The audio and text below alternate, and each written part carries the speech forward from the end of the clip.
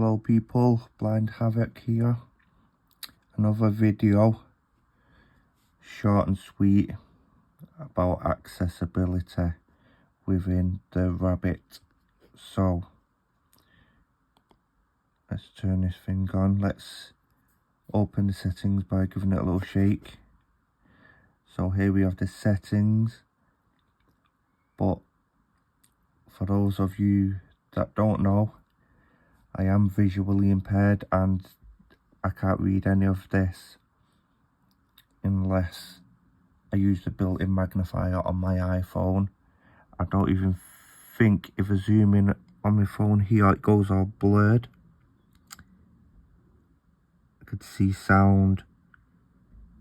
I can't see the words when it's highlighted, and the obvious that I'm going to point out is when you scroll through the settings, it doesn't read anything out for me. So as for blind and visually impaired users of the Rabbit, this is just means nothing. I shouldn't have to use a magnifier on my smartphone to read, because it's a bit too much magnifying and scrolling at the same time. And then, like, if you look at brightness, I know that it says hold there. I've used my magnifier, it says hold. So as you hold in the side button, whoop, where's that gone? As you hold in the side button,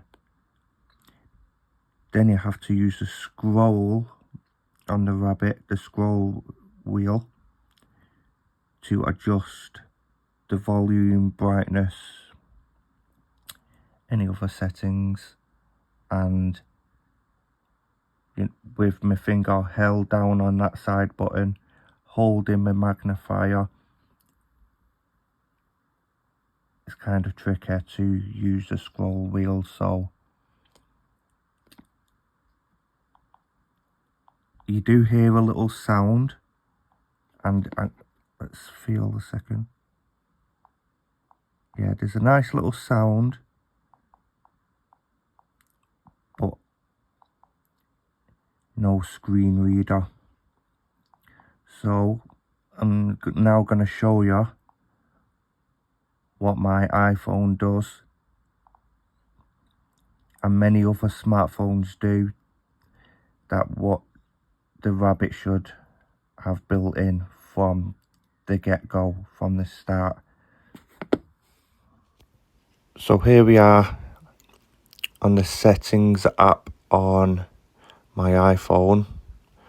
I can access accessibility shortcuts by any method. I can double tap or triple tap on the back of my iPhone, or triple or double tap this side button.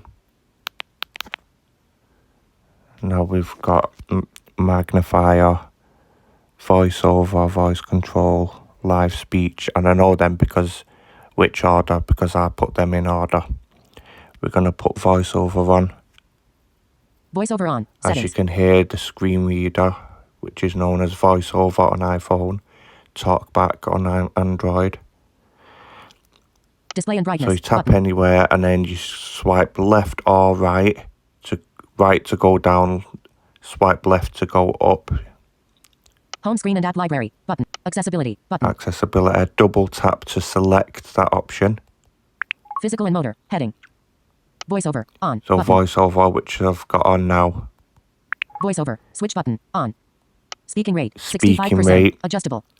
Swipe up or down with one finger to adjust the value. 67, 86%, 89, 99%, 98, 90, 89%, 87%, 89%. Voiceover practice. Button. Double tap to activate the selected item. So I can still understand. Speaking rate. 89%. Adjustable. Speech. Button.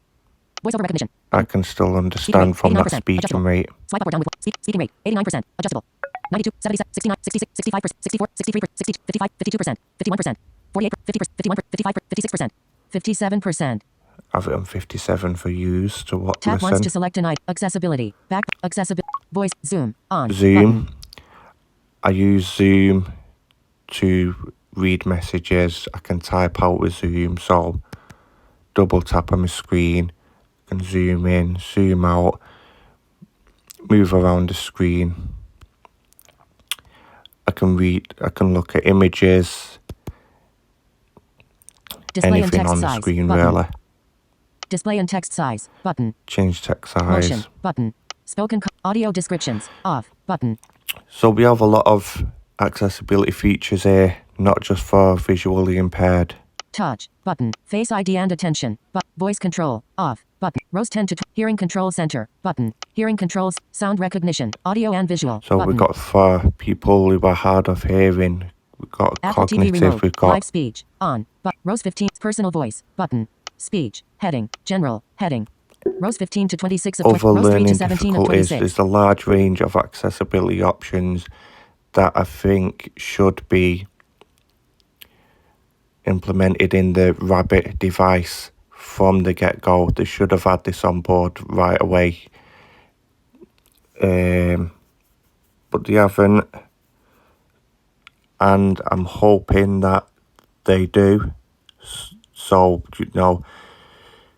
please share this video, or if you can get a hold of rabbit.tech, as as many people get hold of the Rabbit, those with other disabilities, the better, because I do have high hopes for this device.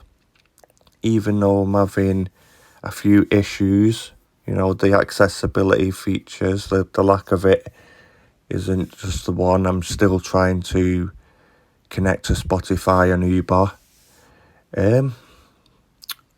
But yeah, just accessibility. You would have thought it would be on there from day one, because my Xbox has accessibility features. A lot of video games do. Other consoles, PlayStation, Nintendo. So please, come on, it makes sense. Make it a friendly device for those with visual impairments. And if it does become more accessible, then I'd be willing to share it within the blind community, and I'd be proud to, and say, look, we've got this device here, you can use voice control, it's got a screen reader, maybe you could zoom. I know it's a small screen. It still would be nice if you could zoom on the screen like I was showing you. And anything that you can put on to make our lives a little easier with the Rabbit would be great. And I'm looking forward to the 4th of July update to see what new things we get there. So thanks for watching. Please share the video. The more people this video reaches, the better. Let's make Rabbit that device that it says that it is, the phone killer, where you're not going to be using your smartphone all the time. You've got this device, even the rabbit hole built into this device, and anything where you're not going to be picking up your smartphone all the time, you've got the Rabbit. So thanks for watching. All of you, take care.